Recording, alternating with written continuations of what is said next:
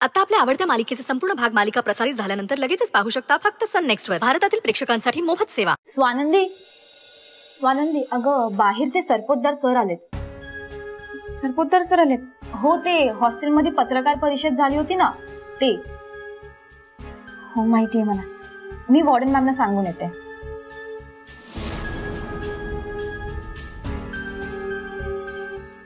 फातिमा तुम्ही खा, मी आलोच आहे. एक मिनिट. सरपोतदार सर यावेळेला? स्वानंदी मी साहेबांना भेटून येतो. आलोच.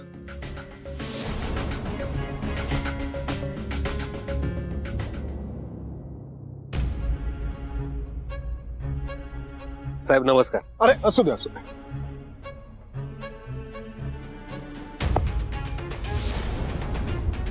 कसा आहेस? मी मजेत. तुम्ही कस काय चक्कर टाकली? मला सांगितलं असतं मी पार्टी ऑफिसला आलो असतो. तुम्ही कशाला तसदी घेतली? साहेब तुम्ही घेऊन जायला नाही आलायत ना? नाही तसं जर असेल तर म्हणून मी तुम्ही उच्चारण्याआधीच तुम्हाला सांगतोय. आणि साहेब प्लीज मला फोर्स करू नका. तुला कोणी सांगितलं नाही मी तुला भेटायला आलोय? मी वॉर्डनना भेटायला आलोय. बाकी कसा आहेस तू? खुश आहेस ना? तू खुश आहेस म्हटल्यानंतर आणखीन काय हवं? येतो.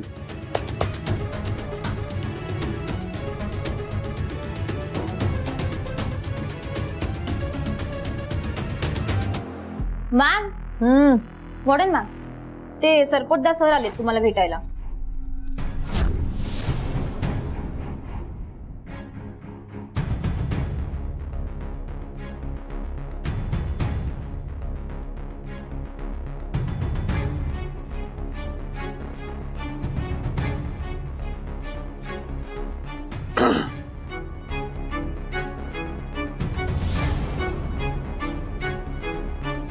आत येऊ का?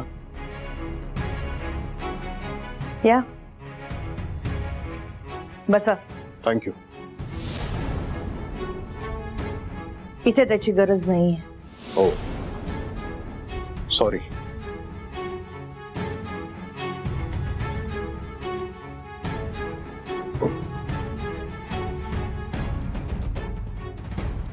थँक्यू. काही काम असेल म्हणून आला असेल, कारण भूतकाळावर बोलण्यात मला इंटरेस्ट नाहीये.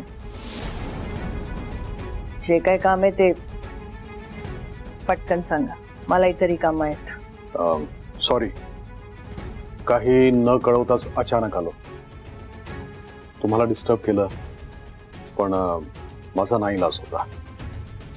आणि मी काही भूतकाळातल्या गोष्टी बोलण्यासाठी आलेले नाही, मणीबद्दल बोलायला आलोय. आत्ताच्या या घडीला मणी माझं ऐकण्याच्या मनस्थितीमध्ये नाहीये, म्हणून मी तुम्हाला विनंती करायला आलोय. प्लीज त्याच्याशी बोला. हवं असेल तर मी जे काही देणगी देणार आहे ती दुप्पट करतो, म्हणजे 5 लाख आणखीन देतो. पण आजच्या दिवसात मणी घरी यायला हवाय. सगळ्या गोष्टी पैशापाशी येऊन थांबतात ना मिस्टर सरपोतदार? तुम्हाला अजूनही कळलेलं नाहीये की पैशाने सगळ्या गोष्टी विकत नाही घेता येत. ह्या जगात इमोशन, स्वाभिमान अशाही गोष्टी आहेत ज्या आपण विकत नाही घेऊ शकत. जाऊ द्या, पण त्या तुमच्यासारख्या श्रीमंत माणसाला नाही कळणार. हा माझ्यावरचा राग बोलतोय हे मला समजतंय, पण प्लीज मणीला याच्यामध्ये आणू नका. मणी घरी येणं महत्वाचं आहे आणि त्यासाठी मी कुठलीही किंमत मोजायला तयार आहे. ह्या घडीला मणीला समजावून सांगणारं जर कोणी असेल तर त्यात तुम्ही आहात, म्हणून मी तुमच्या समोर आलोय. It's as simple as that. I am sorry. मी तुमच्या पैशासाठी मणीच्या स्वाभिमानाशी नाही खेळू शकत. ज्या घरात तो 28 वर्ष राहिला त्या घराबद्दल त्याला थोडीशी पण आपुलकी आणि जाणीव नाहीये. त्याच घरात परत जा अशा त्या अनाथ मुलाला मी परत नाही सांगू शकत. मणी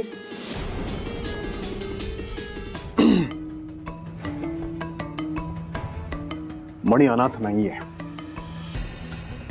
त्याचा बाप होऊन माझ्या मुलासारखा त्याला मी वाढवलाय. भले जग काहीही म्हणो, मला त्याच्याशी घेणं देणं नाहीये. मी तुमची मदत नाही करू शकत. तुम्ही जाऊ शकता. हे बघा, रागात घेतलेले निर्णय कधीच योग्य नसतात. मणीनी माझ्या बरोबर माझ्या घरात राहणं ह्यातच त्याचं हित आहे. आता मणी माझ्या बरोबर राहणार नाही तर काय इथे ह्या हॉस्टेलमध्ये राहणार आहे का कायमचा उपऱ्यासारखा? मला माहितीये माझ्याकडे घर नाहीये. हे हॉस्टेल माझं घर आहे आणि या घरात मणीला नेहमीच जागा असेल. इथून निघून जा असं मणीला सांगून मी त्याच्या भावना, त्याचा स्वाभिमान दुखावू शकत नाही. जाऊ द्या, तुम्हाला नाही कळणार, कारण तुम्ही मोठी माणसं आहात, श्रीमंत माणसं आहात.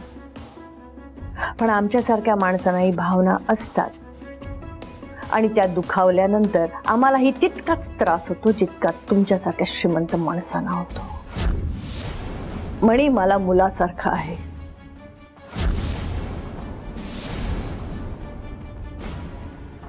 आणि मी त्याला त्रास देऊ शकत नाही, त्याला दुखावू शकत नाही.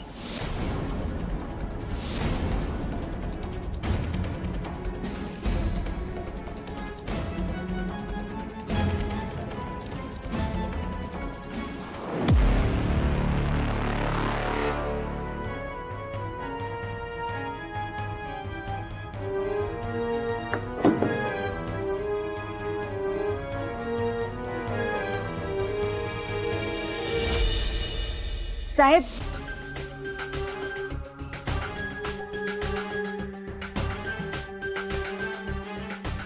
काय काय स्वानंदी? सॉरी साहेब, पण मी तुम्हाला हेच सांगायला आले होते की आम्ही सगळेजण मिळून मणी सरांची खूप काळजी घेऊ. त्यांना त्यांच्या घरची आठवण येणार नाही याची बी काळजी घेऊ. तुम्ही नका काळजी करू. मला मणीची काळजी नाहीच आहे. तो कुठेही गेला ना तरी सुद्धा तो ऍडजस्ट होतो.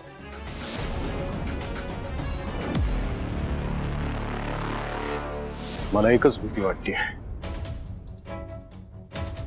की भूतकाळातली बंद केलेली कुलप ह्या गोष्टीमुळे उघडली तर कठीण होऊन बसेल.